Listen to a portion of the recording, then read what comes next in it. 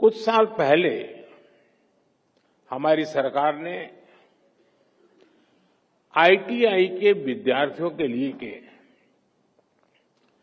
व्यापक स्तर पर दीक्षांत समारोह की नई परंपरा शुरू की थी। आज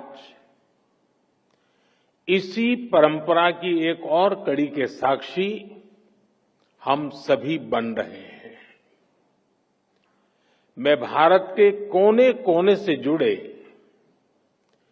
आईटीआई के सभी युवा साथियों को अपनी शुभकामनाएं देता हूं।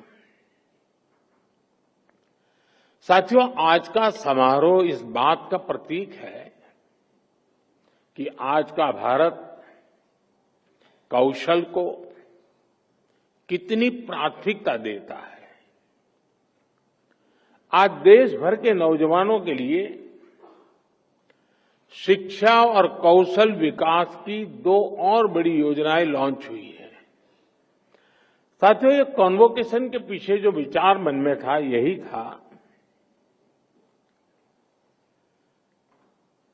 कि जब तक हम श्रम को प्रतिष्ठा नहीं देंगे,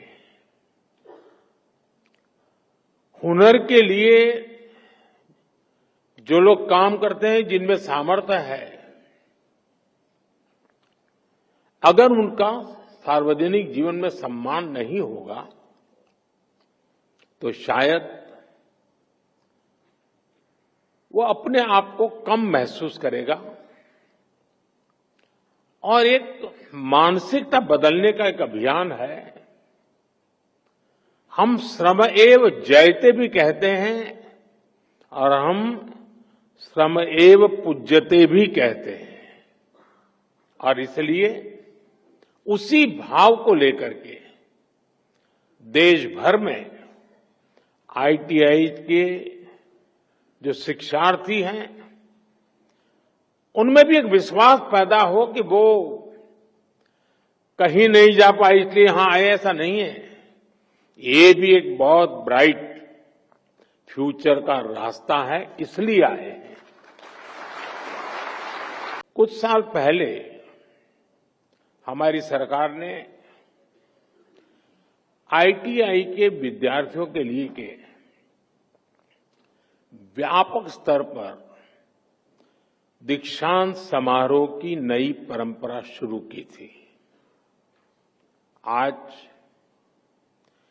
इसी परंपरा की एक और कड़ी के साक्षी हम सभी बन रहे हैं।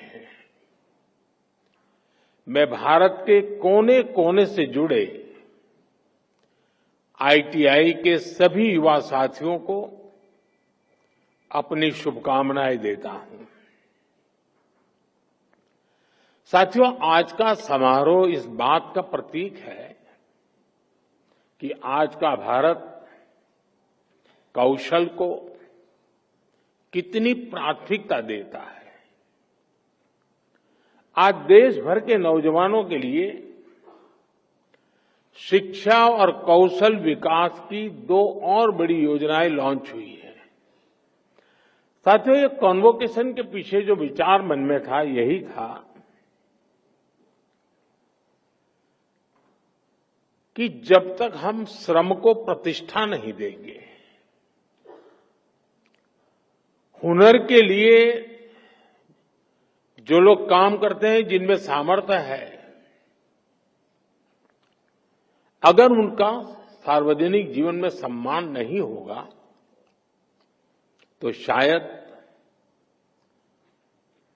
वो अपने आप को कम महसूस करेगा और एक मानसिकता बदलने का एक अभियान है। हम श्रम एव जयते भी कहते हैं और हम श्रम एव पूज्यते भी कहते हैं, और इसलिए उसी भाव को लेकर के देश भर में आईटीआई के जो शिक्षार्थी हैं उनमें भी एक विश्वास पैदा हो कि वो कहीं नहीं जा पाए इसलिए यहां आए, ऐसा नहीं है। ये भी एक बहुत ब्राइट फ्यूचर का रास्ता है, इसलिए आए हैं।